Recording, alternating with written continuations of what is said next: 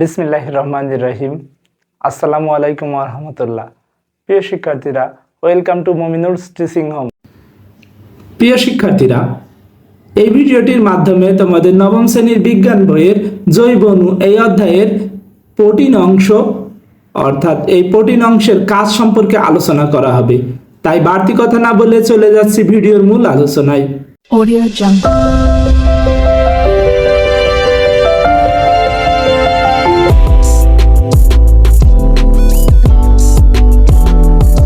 একশো 43 পৃষ্ঠার শেষের অংশে দেওয়া আছে একটি বর্ণনা, যেটা প্রোটিনের কাজ। এক নম্বরে দেওয়া আছে প্রোটিনযুক্ত খাবার আমাদের শরীরের শক্তি সরবরাহ করে ও শরীরভিত্তিক শারীরিক বৃদ্ধি ও রক্ষণাবেক্ষণ করে। দেখো, শরীরের রক্ষণাবেক্ষণ করে কি শ্বেত রক্তকণিকা, তাহলে সেখানেও সাহায্য করছে প্রোটিন। শারীরিক বৃদ্ধি অর্থাৎ গ্রোথ হরমোন, এটাকেও হেল্প করে প্রোটিন। পরবর্তীতে বলা হয়েছে শক্তি সরবরাহ অর্থাৎ আমাদের কার্বোহাইড্রেট লাগে শক্তি সরবরাহের জন্য, এখানেও প্রোটিন হেল্প করে। অর্থাৎ প্রোটিনযুক্ত খাবার আমাদের শরীরের জন্য খুবই উপযোগী এবং প্রয়োজনীয়। আসলে কি জানো, বাজারে ওই খাদ্যগুলোরই দাম বেশি যেগুলোই প্রোটিন বেশি। একটু তোমরা চিন্তা করলে দেখতে পাবে, যেমন মাছ, মাংস, ডিম, এগুলোর দাম বেশি। 2 নম্বরে বলা হচ্ছে 144 পৃষ্ঠায় কোষের ভেতরে ও বাইরে অসংখ্য জৈব রাসায়নিক বিক্রিয়া ঘটাতে সহায়তা করে। অর্থাৎ প্রোটিন তো শরীরের ভিতরের অংশে বিভিন্ন রকম জৈবিক ও রাসায়নিক বিক্রিয়া করতে সহায়তা করে, শরীরের বাইরের অংশেও করে। অর্থাৎ আমাদের শরীরের কোথাও যদি কেটে যায় বা দেখা যাচ্ছে আমাদের শরীরের মেটাবলিক কার্যক্রমগুলো নিয়ন্ত্রণের জন্য সকল ক্ষেত্রে প্রোটিনের প্রয়োজন হয়। 3 নম্বরে বলা হচ্ছে কিছু প্রোটিন হরমোন রাসায়নিক বার্তাবাহক, সেগুলো শরীরের টিস্যু ও অঙ্গগুলোর মধ্যে যোগাযোগ সহায়তা করে।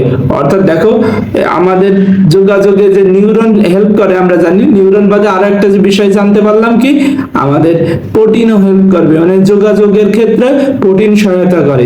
অর্থাৎ কিভাবে সহায়তা করে, mRNA এর নাম শুনলাম আমরা, যেটা একটা প্রোটিনের অংশ, tRNA এর নাম শুনলাম, যেটা একটা প্রোটিনের অংশ। এইভাবে সম্মিলিতভাবে প্রোটিন বিভিন্ন অংশে কাজ করে। 4 নম্বর, রক্তে এবং অন্যান্য শারীরিক তরলগুলো অ্যাসিড ও ক্ষারকের ঘনত্বকে নিয়ন্ত্রণ করতে এবং ভারসাম্য রক্ষা করতে প্রোটিন গুরুত্বপূর্ণ ভূমিকা পালন করে। অর্থাৎ রক্তের কোষগুলো তো তারপরে রক্তের ক্ষারকের ঘনত্ব, অ্যাসিডের ঘনত্ব, এগুলো ঠিক রাখতে প্রোটিন সহায়তা করে। প্রোটিনের ভিতরে আমরা যে COOH পেয়েছিলাম, এটা কিন্তু একটা অ্যাসিডীয় মূলক, H3 এটা একটা ক্ষারীয় মূলক। আমরা দেখো প্রোটিনের ভিতরে 2 মূলকই পাওয়া যায়, আমরা দেখেছিলাম এটা এর পূর্বে আরো একটি ভিডিও আগে।